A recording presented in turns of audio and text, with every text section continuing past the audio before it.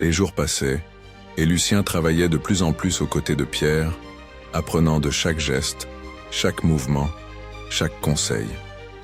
Petit à petit, il comprenait ce que Pierre lui avait dit. Le secret résidait dans l'attention, dans l'amour et dans la patience. La boulangerie n'était pas simplement un lieu de travail, c'était un lieu de transformation, non seulement pour la pâte, mais aussi pour celui qui la pétrissait. Un matin, alors qu'ils étaient en train de préparer une fournée de pain pour les habitants du village, Pierre observa Lucien avec une certaine intensité. « Tu vois, Lucien, dit-il d'une voix calme, ce n'est pas seulement la pâte qui se transforme dans ce travail, c'est aussi toi. » Lucien le regarda intrigué. « Qu'est-ce que vous voulez dire, Pierre ?» demanda-t-il. Pierre se tourna lentement vers lui, un léger sourire aux lèvres. « Ce travail, ce pain que tu fais, c'est un reflet de toi-même. Si tu es tendu, si tu es impatient ou frustré, la pâte le ressentira.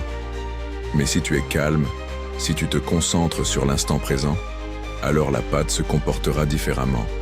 Elle deviendra souple, elle se lèvera avec une légèreté que tu ne peux pas expliquer. » Lucien réfléchit profondément à ces mots. Il avait compris, mais il avait encore des doutes. Il se demandait si c'était vraiment possible. Pouvait-on vraiment ressentir ce que la pâte ressentait? Et comment savoir si l'on avait réussi à atteindre cette harmonie? Le vieux boulanger sembla lire dans ses pensées. « Tu sais, continua Pierre, il y a un moment où tu sais que tu as atteint. » Alors que Pierre parlait, Lucien regarda autour de lui, observant le four, les pains en train de cuire, les étagères pleines de pâtisseries. Il se rendit compte que la boulangerie était bien plus qu'un simple commerce. C'était un endroit où l'on cultivait la patience, la générosité et la compréhension. Et c'était aussi un lieu où l'on pouvait apprendre à se connaître soi-même, à écouter son cœur et à trouver la paix intérieure dans un monde qui allait trop vite. Les semaines passèrent, et Lucien commença à se sentir plus à l'aise dans son travail. Il savait que le chemin était encore long, mais il était prêt à continuer à apprendre. Chaque jour, il devenait un peu plus sage, un peu plus patient et un peu plus en harmonie avec ce qu'il faisait. Les habitants du village commencèrent à remarquer la différence dans le pain qu'il faisait. Les baguettes étaient plus dorées, les croissants plus aérés, et chaque morceau de pain semblait porter une saveur unique, une empreinte de l'âme du boulanger. Un matin, Pierre se tourna vers lui alors qu'il terminait une longue journée de travail.